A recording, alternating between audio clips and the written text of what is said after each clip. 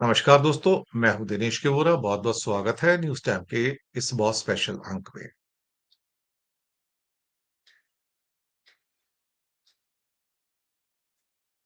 थोड़ा आजकल technical problem आ रही है, उसके लिए मैं माफ़ी चाहूँगा। बीच में ऐसा लगता है कि नेट हमारा ब्लिंक करता है, तो आप सबका स्वागत है। और एक स्पेशल प्रोग्राम इसलिए है कि आज एक ऐसा विषय लेके आ रहे हैं कि जहाँ पर हम आपको ये बताने जा रहे हैं कि जो चाइना से जो हमारा इम्पोर्ट होता है, अब वो एक सुनामी की शेप को इख्तियार कर चुका है। जी हाँ, सुनामी बन गया है अब ये। कमाल ये है कि जब आप इस लिस्ट को देखेंगे, ये लिस्ट पहली बार आपके सामने मैं पेश कर रहा हूँ, एग्ज़ॉस्टिव लिस्ट है, तो आपके माइंड में ये सवाल आना शुरू हो जाएगा कि हम हिंदुस्तान में कुछ बनाते हैं क्या? कि हम इंडिया में कुछ बनाते हैं क्या? या पूरी तरह से अब हम अमेरिका के अपना चाइना के ऊपर डिपेंडेंट हो गए हैं? ये लिस्ट हैरान करने वाली है, परेशान करने वाली है। इसका मतलब ये हुआ कि भारत के अंदर जो भी व्यक्ति कोई भी चीज़ चाहता है अपनी फैक्ट्री में या किसी यूनिट में या अपने ऑफिस के लिए या किसी ऑर्गेनाइजेशन के लिए, तो वो भारत से खरीदना नहीं चाहता, वो सीधा चाइना को ऑर्डर कर देता है। उसको पता है कि अगर यही चीज़ मैं भारत में खरीदूँगा तो हो सकता है ₹100 की मिले और चीन से मंगाऊँ तो मेरे को ₹80 की पड़ेगी। ये सारा जो चक्कर है ना, ये बड़ा इम्पोर्टेंट है और मैं यकीन से कह सकता हूँ कि ये लिस्ट आज तक आपने कभी किसी और सोशल मीडिया चैनल पे नहीं देखी होगी। इससे आपको अंदाजा लगेगा कि ये जो चाइना की सुनामी है ना भारत में, वो कितनी बड़ी है, उसका मैग्नीट्यूड कितना बड़ा है और 70 एमएम की स्क्रीन पे कैसे वो भारत की पूरी अर्थव्यवस्था को ध्वस्त कर रहा है। देखिए, जिसको जहाँ चीज़ सस्ती मिलेगी, वो वहाँ से ले लेगा। तो जो भी कंपनियाँ यहाँ पे या ट्रेडिंग कंपनियाँ या मैन्युफैक्चरिंग कंपनियाँ, जब उनको कोई भी चीज़ भारत से चाहिए होती है, तो पहले वो देखते हैं बाहर अवेलेबल है क्या? अब चाइना में तो सब कुछ अवेलेबल है। आप नाम लो और वो बना देते हैं अगर नहीं है तो। अगर आप कहो कि मुझे तो सपोज़ करो कि किसी एक बड़े नेता की मूर्ति चाहिए, अब मूर्ति चाहिए, तो पता लग रहा है कि इंडिया में तो बनाने वाला कोई मिलेगा नहीं मिलेगा, चाइना में ज़रूर मिल जाएगा। केवड़िया में, गुजरात में जो सरदार पटेल की मूर्ति है, वो चाइना की बनी हुई है, मेड इन चाइना सारी की सारी। इससे आप अंदाज़ा लगा सकते हो कि कोई ऐसी चीज़ है जो इंडिया में बनती है, सिवाय अपने नमक, मिर्च, मसाले जो हमारे पास आते हैं या थोड़ा बहुत नूडल्स वगैरह बन जाते हैं, आटा, तेल जो है बस, तेल भी सारा इम्पोर्ट है। तो क्या हमारे यहाँ कुछ बनता है क्या? मैं आज इस गंभीरता को लेकर आपके पास आया कि एक बार देखिए कि हम कौन-कौन सी चीज़ों को चाइना से इम्पोर्ट करते हैं और इससे पता लगेगा कि हमारी मैन्युफैक्चरिंग जो आज से 5 साल पहले लगभग 16 से 17% हमारी जीडीपी का हिस्सा थी, अब गिरकर 13% पे आ गई है, 13%। इस बात को राहुल गांधी ने संसद में उठाया था कि हमारी मैन्युफैक्चरिंग इस हद तक गर्त में चली गई है कि ये जो 13% है कब गिर के 10% हो जाएगा और अगले 5 सालों में जब चीन का दुनिया में पूरे एक्सपोर्ट का प्रभुत्व जो है, अभी जो ऑलमोस्ट 35% के आसपास दुनिया का प्रोड्यूस कर रहा है, तब 50% प्रोड्यूस करेगा और 5 सालों में।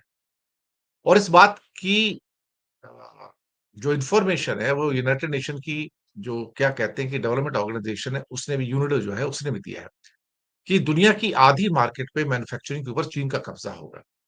अब ऐसे में तो मैं लगातार आपको ये एपिसोड्स दे रहा हूँ कि भारत में फैक्ट्रियाँ बंद होने जा रही हैं। मेरे कई एपिसोड्स आए हैं। तो चीन जो है भारत की फैक्ट्रियाँ बंद करवाएगा, जो बची-खुची होगी अब अमेरिका बंद करवा देगा। तो चलिए मैं उन आंकड़ों को आपको दिखाता हूँ बिना देरी किए कि भई अल्टीमेटली हम चीन से मँगाते क्या हैं? और फिर आप सोचने में मजबूर हो जाएँगे, इंडिया में बनता क्या है? इंडिया में बनता क्या है? तो चलिए इस यात्रा पे चलते हैं। Imports from China. यहाँ पे पहले एक शीट के अंदर मैंने कुछ फिगर्स दिए हैं। इससे बताया कि चाइना से जो इंडिया को एक्सपोर्ट होता है या इंडिया में जो इम्पोर्ट होता है, वो इस साल पहली बार $115 बिलियन क्रॉस कर जाएगा। और भारत का एक्सपोर्ट जो चाइना को है, वो $15 बिलियन भी नहीं है। कहाँ वो $115 बिलियन हमको भेजते हैं, हम मुश्किल से $15 बिलियन चाइना को भेजते हैं। तो क्या कहते हैं ना, कोई मैच ही नहीं है। इसके अलावा जो हांगकांग चाइना का पार्ट है, लेकिन हांगकांग के आंकड़े हमेशा अलग दिखाए जाते हैं। वो सरकार छुपाने की कोशिश करती है। तो वहां से करीब-करीब $20 बिलियन का हमारा इंपोर्ट होता है और एक्सपोर्ट होता है 10 बिलियन का। अब आप कहोगे हांगकांग में $30 बिलियन का टोटल ट्रेड है और इंडिया का 10 बिलियन, ये चक्कर क्या है? ये चक्कर नकली हीरो का है साहब। इंडिया से ये 10 बिलियन में से जो 90% जो हमारे गुड्स हैं वो हीरे हैं। और आपको पता है कि हांगकांग कोई कंजप्शन मार्केट तो है नहीं, लेकिन हांगकांग जो है वो हवाला की बहुत बड़ी मार्केट है। तो हीरे के नाम पर नकली कांच के टुकड़े वहां जाते हैं और उसके बदले में यहाँ पे विदेशी मुद्रा घूम के आ जाती है, जो इंडिया से जाती है, इंडिया से वापस आ जाती है। तो एक बहुत काला बाजार का चक्कर है सारा ये। तो इसको एक्सपोर्ट के फिगर से आप भ्रमित मत हो जाइए। तो टोटल जो इंपोर्ट्स हो गए चाइना और हांगकांग के जो हैं, वो सब हो गए 135 बिलियन और टोटल एक्सपोर्ट जो हो गए मिला के 25 बिलियन। तो कोई कंपैरिजन है? कुल मिला के देखा जाए तो हमारा $160 बिलियन का ट्रेड है चाइना के साथ में, 160 का। अमेरिका इसके मुकाबले मुश्किल से 110, 115, $120 बिलियन के आसपास है। अब आते हैं उस लिस्ट के ऊपर, एग्जॉस्टिव लिस्ट के ऊपर, जो आपको हैरान करेगी। भाई, हम सब कुछ चाइना से मंगाते तो हमारे यहाँ क्या बनता है? हमारी मैन्युफैक्चरिंग में होती है क्या अल्टीमेटली? वैसे भी इंडिया का जो मैन्युफैक्चरिंग है उसका आधा हिस्सा अप्रोक्सीमेटली वो तो ऑटोमोबाइल है। ऑटोमोबाइल भारत की सारी मैन्युफैक्चरिंग का अगर देखा जाए तो 40 से 50% के बीच में है, मैं आपको बताऊं। ऑटोमोबाइल को निकाल दो तो इंडिया का बाकी बच के एक 60% बचता है। उस 60% में ले दे के उसका भी आधा हिस्सा तो मेटल्स का है, जैसे स्टील वगैरह हो गया, अल्युमिनियम हो गया, इनका है। और बाकी 30% में सारी इकोनॉमी हमारी आ जाती है। तो इंडिया में कुछ बनता नहीं उस मामले में। चलिए अब वो लिस्ट को देखते हैं कि हम, आप खुद अंदाजा लगाइएगा कि हम इंडिया में बनाते क्या है साहब। ये आइटम्स इंपोर्टेड फ्रॉम चाइना आते हैं यहाँ पे। ये कितने बिलियन से है? एक्चुअली सारे फिगर 2023 के हैं, 2024 में तो और ज्यादा हो गए हैं। 2023 कैलेंडर ईयर के फिगर्स हैं। ये $44 बिलियन का, मैं इसमें कीमत नहीं बताऊंगा। ये टॉप से मतलब ऐसा है कि सबसे ज्यादा जो इंपोर्ट होता है, पहले वो आइटम है, फिर उसके बाद कम होते होते हम दूसरी आइटम पे जाते हैं। इलेक्ट्रिकल और इलेक्ट्रॉनिक इक्विपमेंट टॉप पे, machinery, nuclear reactor, boilers, organic chemicals, plastics, optical, photo, technical, medical apparatus and equipments, iron and steel, fertilizer, articles of iron and steel, vehicles other than railway and tramway। वैसे जो metro आती है ना, वो भी सब China से आती है आज की डेट में। Chemical products, aluminium, man made filament, ये यार्न होता है, pearls, precious stones, metals, coins, inorganic chemicals, precious metal compound, isotopes, glass, glassware, tanning, dyeing extracts, ये है आपका Chinese derivatives, pigments, furniture, lighting signs, prefabricating buildings, paper and paperboard, article of pulp, mineral fuel oils, distillation products, miscellaneous article of base metal, tool implements, cutlery, knitted or crocheted fabric, stones, plaster, cement, asbestos, mica, similar material, वो भी खास किस्म के, ceramic products यानी कि crockery type का, impregnated, coated और laminated textile fabric। अब railways, tramways, locomotives, rolling stock, ships, boats, floating structures, rubber, toys, games, sports materials, base metals, man made staple fibre, copper, footwear. आप देखते जाएंगे तो आप हैरान हो जाएंगे कि इंडिया में क्या बनता है फिर। एल्ब्यूमिनॉइड्स, मॉडिफाइड स्टार्च, ये स्टार्च भी बाहर से आता है। ग्लूस यानी कि गोंद, एंजाइम्स, लेदर, एनिमल गट, हार्नेस। हार्नेस क्या होता है? जैसे कि शूटिंग वगैरह करते हैं तो ऊपर से कोई जंप लगाता है तो उसको बॉडी के ऊपर हार्नेस रहता है उसकी सेफ्टी के लिए। Essential oils, perfumes, cosmetics, toiletries. इसके अलावा salt, sulphur, earth, stone, plaster, lime, cement, clocks, watches, apparel, knitted apparels, pharmaceutical products. ये तो बहुत ही ज्यादा आता है। सारा रॉ मटेरियल तो वहीं से आता है एक्चुअली देखा जाए तो, एपीआई जिसको कहते हैं। Textiles, apparels, lubricants, soaps, waxes, candles, modeling pastes, wood and wood articles, wadding felt, non wovens, ores slag and ash, vegetable textile fibre item देखिए ना, silk, cotton, residue waste of food industry, wool, animal hair, horse hair, printed books, newspapers, pictures, vegetable plaiting material, vegetable products, coffee, tea, mate, spices, photographic और cinematographic goods, carpets, textiles, lac, gum, resins, umbrellas, walking sticks, देखिए चलने के लिए जो walking stick बांस की चाहिए बूढ़े लोगों को, seed sticks, whips, edible preparations, musical instruments, part and accessories, bird skins, feather, artificial flowers, human hair, headgear, edible vegetable oil and roots and tubes. इसके अलावा रॉ हाइड्स, स्किन्स, उसके बाद fruits, nuts, peels of citrus, pulp of wood, fibrous cellulose, milling products, malt, starches, vegetables, fruits, not food preparation, animals, oil seeds, aircraft and its parts, spares, live tree plants, sugar, sugar confectionery, zinc, product of animal origin, tin, manufacturers of plating material, basket work, beverages, spirit, vinegar. Vinegar भी बाहर से आता है भाई.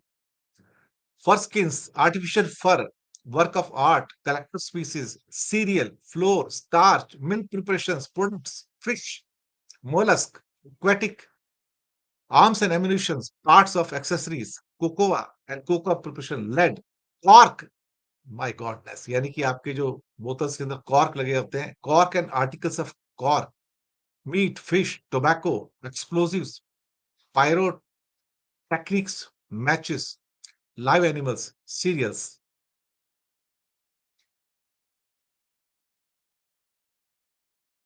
सांस फूल गई. ये हालात हैं देश के. $100 बिलियन से ऊपर का इंपोर्ट. तो हमारे यहाँ क्या बनता है? इलेक्ट्रिकल और इलेक्ट्रॉनिक गुड्स तो $44 बिलियन के पहले ही आ गए थे. यानी कि टोटल अगर $115 बिलियन का इंपोर्ट है तो $44 बिलियन का, जो कि करीब करीब समझो 40% इंपोर्ट तो सिर्फ इलेक्ट्रिकल गुड्स और इलेक्ट्रॉनिक गुड्स का है. मोबाइल्स हो, लैपटॉप्स हो, माइक्रोवेव ओवन हो, सीलिंग फैंस हो, पंखे हो, घर गृहस्थी की घर की जितनी चीजें हो, फर्नीचर हो, या बाकी इलेक्ट्रिकल और इलेक्ट्रॉनिक गुड्स हो, मोबाइल्स हो, टैब्स हो, खिलौने हो, कोई भी हो, सब कुछ तो वहां से आता है. हमारा क्या है? अब बचा क्या इसके अंदर, आप बताइए. तो इसलिए मैंने जब प्रोग्राम के शुरुआत में बात की थी तो मैंने ये कहा था कि ये सारी की सारी लिस्ट, इसको आप यूट्यूब पे है तो आप रिवाइंड करके दोबारा देख सकते हैं, एक्सपेंड करके. तो यहां पर सवाल ये पैदा होता है कि यहां पर बनता क्या अल्टीमेटली. इवन ऑटोमोबाइल के भी सारे पार्ट्स बाहर से आते हैं, अधिकतर जो है. तो हमारी समस्या तो सारी ये हो गई ना अल्टीमेटली, भाई हम यहाँ क्या बनाएंगे. यहाँ की इंडस्ट्री 17% के मैन्युफैक्चरिंग से 5 साल पहले से डाउन होके 13% पे आ गई. पर किसी के चेहरे पर शिकन नहीं है, मैं बताऊं सरकार में. हरदीप पुरी अभी इसी हफ्ते क्या कह रहे थे, देखो जी अब हमने तो मैन्युफैक्चरिंग को बढ़ा के 27-28% पे लेके जाना है. हमारी इंडिया की मैन्युफैक्चरिंग अब फर्स्ट क्लास 27-28% पे आएगी. हरदीप पुरी को क्या है ना कि भले ही वो इंडियन फॉरेन सर्विस में रहे हों, मिनिस्टर भी हैं, लेकिन जहां तक बुद्धि की बात है कि हम 27% पे कैसे लेके जाएंगे, 13 से 27 का मतलब डबल से भी ज्यादा. क्या है ना, हवा में फेंकने में क्या जाता है. सामने अंधभक्त बैठे हों तो हवा में फेंकने में क्या जाता है भाई.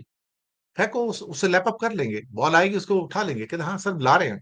आपने बोला सही बोला. तो शेख चिल्लियों की सरकार है ये सारी की सारी. हर आदमी बैठ के मुंगेरी लाल की तरह यहाँ हसीन सपना देखता है और बड़ी बड़ी फेंकेंगे. मेरे दादाजी का बांस इतना लंबा था, मेरे नाना जी का बांस इतना लंबा था, मेरे पिताजी का बांस इतना लंबा था, मेरे दादा ने बांस अपना बादल में अटका दिया, बारिश हो गई. बस वही हो रहा है. पूरी मोदी सरकार ऐसी है. ये सब दादाजी का बांस लेके घूमते हैं यहाँ पर. और ये सारी लिस्ट देख के आपको पता होगा चाइना कैसे इंडिया की मार्केट को फ्लड कर रहा है. अब आपके माइंड में एक सवाल आएगा कि इंडिया को चाइना से इंपोर्ट रोक देना चाहिए। अच्छा सवाल है। अब यहां पर दो फैक्टर है, इंडिया अलग और इंडिया के लोग अलग हैं। ध्यान रखिएगा। आप कहोगे वो कैसे? इंडिया के लोगों से तो इंडिया बनता है। नहीं, व्यापार के मामले में इंडिया अलग है और इंडिया के लोग अलग हैं, दोनों अलग हैं, दो अलग अलग एंटिटी है। यहां पर व्यापार के मामले में जब मैं इंडिया की बात करता हूं तो वो इंडिया गवर्नमेंट की बात करता हूं। सरकार ने क्या इंपोर्ट करना है नहीं करना है उसकी मर्जी है, लेकिन सरकार किसी भी भारत के व्यक्ति को यह नहीं कह सकती कि आप चाइना से माल नहीं खरीद सकते। ये बात मैं आपको बता दूं। वो कोई रेस्ट्रिक्टेड आइटम होगी, बैंड आइटम होगी तो और बात है कि हाँ जी हमने आपसे शराब नहीं लेनी है या आपसे हमने सिगरेट नहीं लेनी है, तो ठीक भी है। बाकी तो किसी आइटम पे कोई रेस्ट्रिक्शन है ही नहीं ना, आप जो मर्जी ले लो। या फिर एक्सप्लोजिव हो गए या आर्कियोलॉजी के आइटम्स हो गई, पुरानी मूर्तियां वगैरह हो गई, तो वो और बात है, उसके ऊपर बैन रहता है ना। लेकिन बाकी सब तो जो कंजप्शन की डेली आइटम्स है सब आती है ना, उसके ऊपर तो रुकावट लगाई नहीं जा सकती। उसका एक बहुत बड़ा कारण है कि सरकार अपने लोगों से ये नहीं कह सकती कि आप चाइना से स्टील मत खरीदो, एल्युमिनियम मत खरीदो, दवाओं का रॉ मटेरियल मत खरीदो, दवाइयां मत खरीदो, इलेक्ट्रॉनिक गुड्स मत खरीदो, मोबाइल मत खरीदो, नहीं कह सकती। क्या उसके पास राइट है क्या कहने का? नहीं है। क्या वो ऐसा कानून पास कर सकती है कि आप चाइना से माल मत खरीदो? क्योंकि खरीदारी सारी प्राइवेट लोग करते हैं ना, सरकार थोड़ी कर रही है। सरकार तो कभी-कभार कोई-कोई एक आधी चीज खरीदारी करती है ना। तो क्या सरकार कह सकती है कि तुम नहीं खरीद सकते चाइना से, किसी और से लो? नहीं कह सकती। डब्ल्यूटीओ, वर्ल्ड ट्रेड ऑर्गेनाइजेशन, उसपे सिग्नेचर इंडिया के भी है और चाइना के भी है। और वर्ल्ड ट्रेड ऑर्गेनाइजेशन के जो रूल्स है वो ये कहते हैं कि आप किसी को भी रोक नहीं सकते कुछ भी इंपोर्ट करने के लिए या एक्सपोर्ट करने के लिए। जो मर्जी जिस कंट्री में चाहे जितना मर्जी इंपोर्ट करे, जितना मर्जी एक्सपोर्ट करे। बस एक जगह सरकार की थोड़ी-सी बंदिश आ जाती है, वो भी मैं आपको बता देता हूँ। जैसे कि आजकल पाकिस्तान में होता है। एक बंदा कहता है, सपोज़ करो पाकिस्तान में कहेगा कि भई मुझे तो एक $5 करोड़ का एक आइटम मँगानी है ब्रिटेन से, इंग्लैंड से मँगानी है, ये आइटम आएगी या चाइना से मँगानी है। सरकार कहती है आप मँगाना चाहो तो मँगा लो, लेकिन हमारे पास आपको देने के लिए फ़ॉरेन करेंसी नहीं है। आप समझे? हमारे पास आपको देने के लिए फ़ॉरेन करेंसी नहीं है। अगर आपके पास फ़ॉरेन करेंसी है तो बंदोबस्त कर लो और मँगा लो भैया। हम आपको नहीं दे सकते क्योंकि हमारी हालत बहुत टाइट है। हमारे पास तो टोटल भंडार ही $15 बिलियन का है और 5 आपको दे देंगे तो हम क्या करेंगे यहाँ पर? हम तो वैसे कटोरा लेके घूम रहे हैं। तो सरकार फ़ॉरेन एक्सचेंज देने से मना कर सकती है और ये किसी भी देश में हो सकता है। भारत में भी हो सकता है कि हम कोई कहे कि जी मुझे तो $20 बिलियन का माल मँगाना है वहाँ से, चाइना से, कोई एक आइटम है। सरकार कहेगी भई इतना पैसा मैं आपको नहीं दे सकता। मेरे पास फ़ॉरेन एक्सचेंज नहीं है इतना, मैं आपको पहले बता दूँ। तो कहेगा कितना दे सकते हो? जितना दे सकते हो उतना दे दो मेरे को। यहाँ पर ये चीज़ बड़ी इम्पोर्टेंट है। फिर लोग क्या कहते हैं यार $20 बिलियन मँगाना है, एक काम करता हूँ ना हर महीने 1-1 डेढ़-डेढ़ बिलियन डॉलर का मँगा लेता हूँ। इकट्ठा 20 माँगूँगा सरकार देगी नहीं। बोलेगी फ़ॉरेन एक्सचेंज नहीं है। हर महीने माँगूँगा सरकार देती रहेगी, आगे-पीछे करके, इंडिया में तो एट लीस्ट। सिर्फ यही एक बहाना हो सकता है कि जब फ़ॉरेन एक्सचेंज ना हो तो आप नहीं खरीद पाते उसको। अदरवाइज़ तो आप खरीद सकते हैं ना, कोई रेस्ट्रिक्शन तो है नहीं। इसलिए भारत के सभी लोग या कंपनियाँ हैं, उनको जब कोई चीज़ चाहिए होती है, जैसे कि ऑटोमोबाइल कंपनी उनको टायर चाहिए, तो पता लग रहा है कि किसी भी कार के लिए एक टायर चाहिए, तो इंडिया में टायर सपोज़ करो ₹5000 का, एग्ज़ाम्पल के तौर पे 5000, चाइना से वो टायर 2000 में आ जाता है। तो जो कार कंपनी है बोलेगी भई ₹2000 में मेरे मिल रहा है, तो एक सा मतलब अगर मुझे 4 कार में टायर 4 टायर लगाने हैं, तो मेरी उसमें कम से कम नहीं तो य वहाँ से 2000 का पड़ता है, यहाँ 5000 का, तो मेरी तो कम से कम 3 चौके 12,000 और स्टेपनी मिला लो तो ₹15,000 की बचत हो रही है, कॉस्ट कटिंग। तो मैं तो चाइना से मँगाऊँगा, अब रिस्ट्रिक्शन तो है नहीं उसके ऊपर, तो वहाँ से मँगा लेंगे। तो सारी चीज़ें बाहर से इसलिए आ जाती हैं, ये दिक्कत है सारी की सारी। तो चाइना ने इंडिया को फ्लड करके रखा हुआ है इस टाइम और इसका रुख पाना बड़ा मुश्किल है। भारत सरकार के पास एक ही बहाना है कि भई मेरे पास पैसे नहीं है इसलिए तुम इम्पोर्ट नहीं करोगे, तो इम्पोर्ट पे तब रिस्ट्रिक्शन आ सकती है, अदरवाइज़ तो रिस्ट्रिक्शन नहीं आ सकती। तो ये जो $115 बिलियन सिर्फ चाइना से और बाकी हांगकांग से अलग $20 बिलियन, तो चाइना ने तो एक सुनामी लेके आया इंडिया में। अब ये रुकने वाला तो है नहीं, क्योंकि इंडिया की मैन्युफैक्चरिंग और फैक्ट्रियाँ तो बंद हो गई हैं आधी तो। क्योंकि हर चीज़ तो अगर एक कॉर्क बॉटल का कॉर्क भी अगर चाइना से आता है, मैं एक एग्ज़ाम्पल के तौर पे दे रहा हूँ कि बॉटल का अगर एक कॉर्क भी आप कहोगे कॉर्क आजकल यूज़ होता है क्या? बहुत जगह यूज़ होता है और इंडस्ट्री के अंदर कॉर्क बहुत यूज़ होता है। अलग-अलग जगह पे यूज़ होता है। कई किस्म की पैकेजिंग में यूज़ होता है। कोई नई चीज़ तो है नहीं है। तो वो कॉर्क तक इंडिया में नहीं है, वो कॉर्क भी चाइना से इम्पोर्ट हो रहा है। ये दुविधा है, ये दुर्भाग्यपूर्ण है कि इंडिया में वो कॉर्क होके भी हम कॉर्क बाहर से मँगाते हैं। एक और आइटम जैसे कि विनेगर आता है इंडिया में। अब विनेगर तो एक नॉर्मल चीज़ है जो रसोई के अंदर यूज़ होती है, जिसको आप घर में हालाँकि इंडिया मेड विनेगर भी है, लेकिन फॉरेन मेड विनेगर वो क्यों आ रहा है? क्योंकि रिस्ट्रिक्शन नहीं है ना, आप रोक नहीं सकते ना। तो इंडिया में सपोज़ करो विनेगर आपको एक ₹50 की बॉटल पड़ती है, वही चाइना से ₹10 की बॉटल पड़ती है। इम्पोर्ट में मँगा के ₹15 की, डिस्ट्रीब्यूशन में लाके ₹20 की। तो आपको तो फ़ायदा है। बिना फैक्ट्री लगाए आपको ₹20 के अंदर बॉटल मिल जाती है। फैक्ट्री लगा के आपको बॉटल ₹35 की पड़ती है, तो आप क्यों करेंगे आप? ये सारी की सारी दिक्कत है। और कई ऑटोमोबाइल पार्ट्स में तो ऐसा होता है कि आजकल वो अंडर इनवॉइसिंग भी बहुत होती है। कई और चीज़ों में इम्पोर्ट पे ओवर इनवॉइसिंग भी बहुत है। अडानी की केस सारे ओवर इनवॉइसिंग के हैं। ओवर इनवॉइसिंग का मतलब क्या होता है? जैसे अडानी ने कोयला खरीदा, अपनी खान से ले लिया। कहाँ से? इंडोनेशिया में कोई खान है उसकी अपनी या फिर ऑस्ट्रेलिया में अपनी खान है, माइन्स हैं उसकी, कोयला निकाला। कोयले का रेट सपोज़ करो $2000 है। वो पहले उस कोयले को इंडिया भेजना है। वो पहले उसका इनवॉइस बनाएगा, इंडिया के नाम पे नहीं बनाएगा। वो अपने दुबई के ऑफिस के नाम पे बनाएगा, जहाँ उसका भाई बैठा है, विनोद अडानी। वो वहाँ पे आके $4000 की इनवॉइस बन जाएगी। अपने कोयला 2000 का अपने आप को 4000 में बेच रहा है। अब 4000 उसके पास तो है नहीं ना, तो 4000 आएँगे कहाँ से? उसके बाद उसमें $500 और जोड़ देगा या $1000 और जोड़ेगा, वो हो जाएगा $5000 और वो $5000 की इनवॉइस इंडिया के थर्मल पावर स्टेशंस को मिल जाएगी। वो उसको 5000 दे देंगे। कॉस्ट क्या थी? $2000 मिली कितनी? $5000 पैसा कहाँ चला गया? दुबई चला गया। दुबई से ऑस्ट्रेलिया कितना गया? $2000 बाकी $3000 कहाँ है? दुबई में। ये $3000 क्या होता है? यहाँ से मॉरिशस जाता है। वहाँ से मुड़ के ये इंडिया की स्टॉक्स में इन्वेस्ट किया जाता है और वहाँ पर सीमेंट फैक्ट्रियाँ और बाकी चीज़ें खरीदी जाती हैं। ये ओवर इन्वेस्टिंग है और अंडर इन्वेस्टिंग में क्या होता है कि जैसे कि चाइना से ऑटोमोबाइल के पार्ट्स भारी संख्या में आते हैं, उसको अंडर इन्वेस्ट किया जाता है। यानी कि ₹100 की चीज़ है, उसपे दिखाया जाएगा ₹30 की है। तो ड्यूटी ₹30 के ऊपर लगेगी। अब थोड़ा बहुत कई बार डंपिंग ड्यूटी भी हो जाती है, कई बार एग्ज़ामिनेशन हो जाता है, थोड़ा बढ़ा देते हैं लोडिंग कर देते हैं। ₹30 का ₹40 हो जाएगा, 50 हो जाएगा।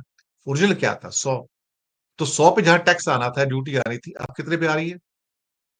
अब 2300 अब 30-40 पे आ रही है, तो भी पैसा बचता है। तो इंडिया की फैक्ट्री तो मर जाती है ना उस चक्कर में, ये दिक्कत है सारी। आपको प्रोग्राम कैसा लगा बताइएगा, फीडबैक दीजिएगा। बहुत-बहुत शुक्रिया आप सबका।